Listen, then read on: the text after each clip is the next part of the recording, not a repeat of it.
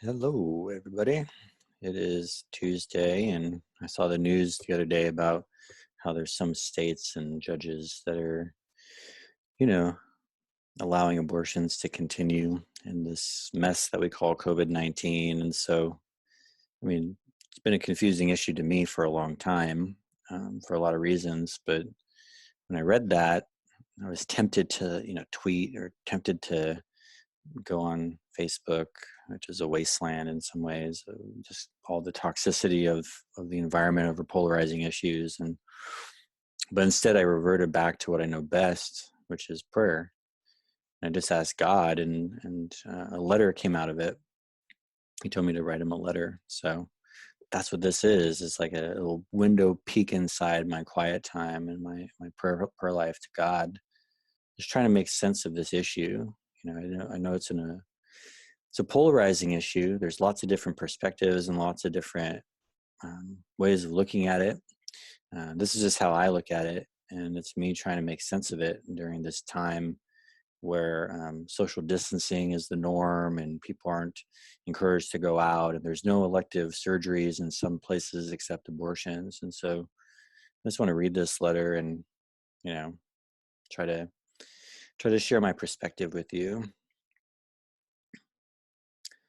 Dear God, I have some questions. Abortion?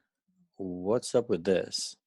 I mean, I know I was supposed to be aborted, and perhaps that gives me some authority to talk about the matter as a man. Doctors told my mom if she continued her pregnancy, she might die. She should get an abortion. It just wasn't a good time. They called it family planning then, and even though I know you're the only one now who does all the planning, but why in the name of freedom? What warped, twisted, stock inflated sense of self type of freedom does this encapsulate? I just don't get it, God. 60 million children, disproportionately of whom are children of color, have been aborted in the name of freedom. When privileged white women get on their white horse and start waving their fingers as if to say, oh, no, he didn't, talk about how it's their bodies and ain't nobody going to tell them what to do, they say it's patronizing. We're telling them to go to their rooms or something. They don't even hear that it's about life itself. And I get it, kind of. I mean, that one time I went to Planned Parenthood in 2003 to get a vasectomy because I didn't want kids. I wanted to be proactive and I felt empowered. And they told me I wasn't old enough at 23 to make the decision and to wait a year. They called it then and they called it today reproductive freedom. I wasn't carrying a child, so I guess I didn't qualify. But a year later, I went back and talked to the same woman, in fact, the same representative who told hundreds of women that year to be empowered by their choice, to be empowered to be free, to abort their child because it just wasn't the right time. And she told me to wait, which I did, and I came back, and the song and the dance had changed, as if she may have just been having a bad day that day of the year before. Because the second time I went in, she was just like, oh yeah, here you go. No questions asked, not even a why. And so I took the referral paper in my hand and walked towards the door. And I stopped and I stared. And she said, is there something else I can help you with? And I pondered for the briefest of seconds how she didn't even recognize me, didn't even care. And when I told her as much, all she could say was that she sees lots of people, and then went right back to writing something down. But I guess that was freedom for me, freedom to make a choice, to cut off life, to stop some cycle that I've since wanted to participate in desperately. They call that regret. I wonder how many would-be mothers have that. Well, I know it's real. The nightmares, the emptiness, the sense of loss that you never designed to be there, God, all in the name of freedom. There's still more, God. I mean, freedom? What is that? I thought, and just, correct me if I'm wrong, but that all rights came from you, that we were endowed by our Creator with certain unalienable rights, which are paramount in this land, supposedly, to the very foundation of our laws. which see the pinnacle as life, liberty, and the pursuit of happiness. How is life a right if you don't even make it to your first breath? I mean, I'm glad I did. I probably had millions of breaths after I was supposed to be aborted, certainly thousands. And yet these kids, 60 million? No, not one. But freedom? Really? I mean, I guess that's the lie. How is it, Lord? How is it that these twisted lies of freedom and choice and innate murder come together?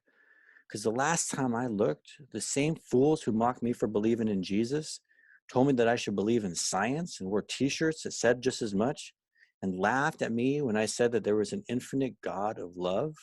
These same folks, they now claim that life begins at birth, that if the child ain't born, it ain't got rights. Explain to me, Lord, how people who in the name of science say these things. They don't even understand the reproductive cycle because life begins at conception, period. At least that's what I learned in science class. That's why I went to Planned Parenthood that day. I know how it works. So I really don't know how these come together, Lord. Where the it's my body, I'll do what I want at the cost of another's life mindset comes into play, and where that intersects with the lie of it ain't science to believe that life begins at conception, and where both of those intersect with the right to life, which makes up the foundation of law in America, it just makes no sense. All I know is that when my mother was told to have an abortion, she saw through the lie. She trusted you, God. She didn't even ask why.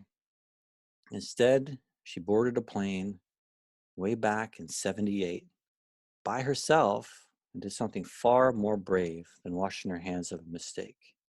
She flew alone from Germany to Montana so she could have me and Ron, my twin, as you know.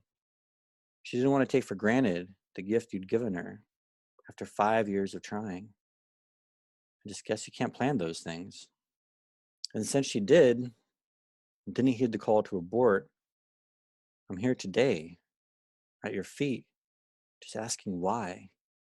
Why 60 million children aren't here with us today. While their light will never shine, their laughs will never be heard, or their silly jokes about the differences between cats and dogs, which still don't make sense to us, but cause them to roll on the ground, the sweetest, most joyful laughter, why they would never be told.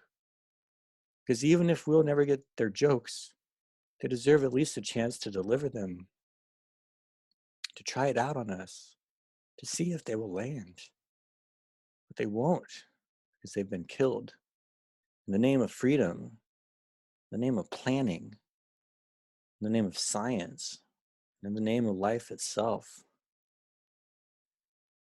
I just don't get it, God. Yeah, so that's a letter that I wrote to God this morning, and you can do with it what you want. I mean, it's my perspective, having been, a child whose mom was told to be aborted, who's had my own encounters of condescension and just strange release with Planned Parenthood, and yeah. So yeah, abortion is a lie, and it's unfortunate that so many people fall into that trap. So yeah, I'm grateful to be here, and I'm grateful for your listening to this message. God bless you, and have a blessed day.